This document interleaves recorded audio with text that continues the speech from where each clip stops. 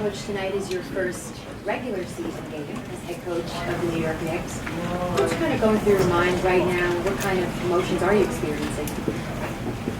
As far as what's going through my mind, just, that it's not about it being my night or, anybody in particular, on our team. It's our night. It's a new beginning for our basketball team, our organization, and I'm excited about that from a team standpoint. And it's just kind of another day on the job, as far as it goes for me personally. Who will be your starters tonight? Tonight, Jose Calderon, Mon Shumpert, Carmelo Anthony, Mark Stoudemire, and Samuel Devlin. Now, last week you sort of intimated that the lineup we saw in Montreal would likely be your opening night. You're going with Amari at power forward. Why? Well, just after kind of looking at, matchups and teams that, we're going to see in the Eastern Conference and, some of the things we've seen, from Amari. We feel good about having those two bigs out there to start the game tonight. You guys are obviously aware that Andrea's out right now, and it changes some things that we're going to do in the front court as we go along. But Amari's been great and willing to kind of do whatever it is we ask of him. And so, tonight he's put himself in a position where he's out there to start. And we feel good about having him in the lineup. He's worked hard to be in this position, and I'm happy for him.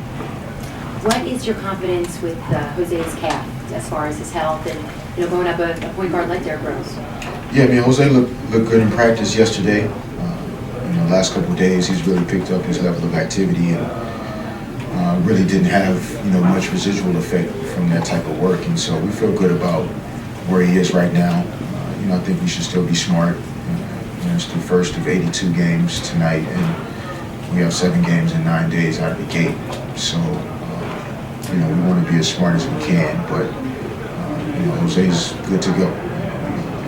In our book, in the NBA, after a month into training camp, if you're anything above, 75%, that's like 100%. So Jose's doing good. You have always emphasized team defense all preseason, but what will dictate how someone or how you will match up and defend Derrick Rose tonight? Will it be one person? Will you group defend him? What is the plan? No, it'll take all 5. It'll take all 5 guys on the defensive end to impact, Derrick's ability to impact the game. He's coming off of, a year and a half or so that's been up and down for him physically, but he finished the preseason really strong and looks, very similar to the level of player he was before the injuries. And so, guys that have, all-star MVP level talent, there's no one player you can put on and say, go get the job done. And that'll apply every night. Every NBA team has some guy that you can't guard alone and you need help. And so we'll play offense and defense as a team, every single night. It wasn't that long ago that you went head-to-head against Rose, especially when he was his healthiest. Do you give your players advice now? Do you have secrets? How tough was he that you share with your players now as a coach? Maybe don't do some of the things that I did, because sometimes it didn't work so well. Because he, like I said, he's that level of player. And I think just even for our league overall, it's great to have him back. He's a key player to our league. So in terms of advice, to our players, about particular guys, I guess we'll have some of those conversations, but more so if guys kind of solicit the information, I'll help them when I can. But a lot of our guys are smart guys. They don't need me to tell them how to guard individual guys. Really more so about our team overall and the things we need to do to win the game. Do you expect to go kind of on a case-by-case basis with some of these more athletic point guards in today's league, just how fast they are? Do you expect to go kind of game by game in terms of whether Iman is the guy covering those players as opposed to maybe Jose or James? Yeah, no, I think it. The biggest factor is who the opponent is as a team and how they run their offense, where they look for their points. And then that kind of informs you of maybe how you should match up in some situations. So it's not about just having a guy that you just always maybe put on a certain player. Sometimes another player's length bothers certain guys.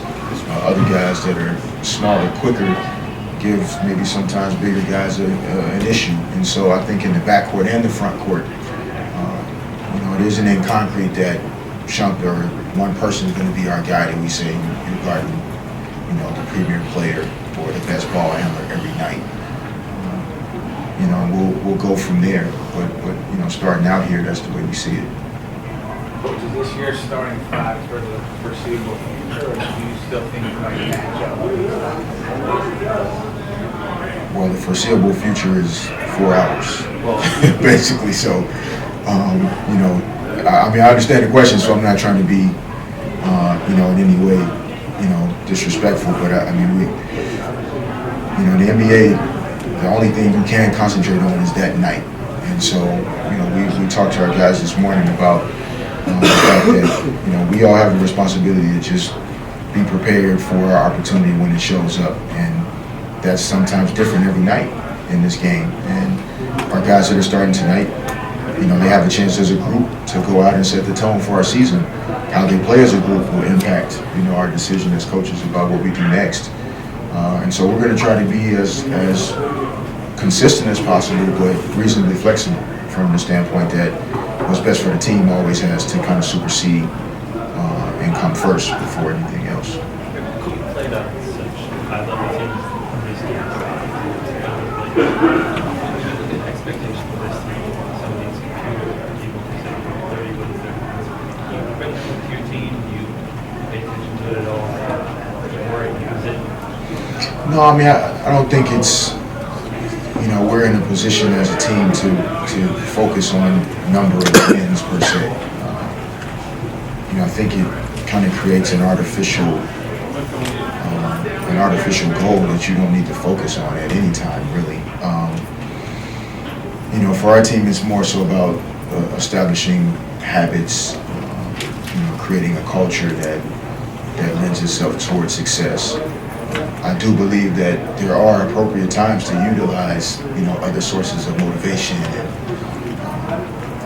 information, stories, articles, to help guys understand the perspective that we should approach this from. And so it's one of many factors as opposed to using it as maybe, a sole factor to motivate guys. Coach, you made your debut as a player almost 18 years ago to the day. What are some similar feelings, if any, that you have tonight that you would have had? Well, anytime I've, ever walked out of a tunnel and approached, the basketball court, I've always approached it from the mindset of wanting to win. And so, those feelings are the same. Every team I've ever been on, I've just always wanted to do everything I could to help my team win. And some nights were better than others, but that was always the ultimate goal. And so walking out of the tunnel tonight, as much that has changed in 18 years, it hasn't changed at all. The ultimate goal is to just try and help my team win. And now as a coach, that's at the top of the list.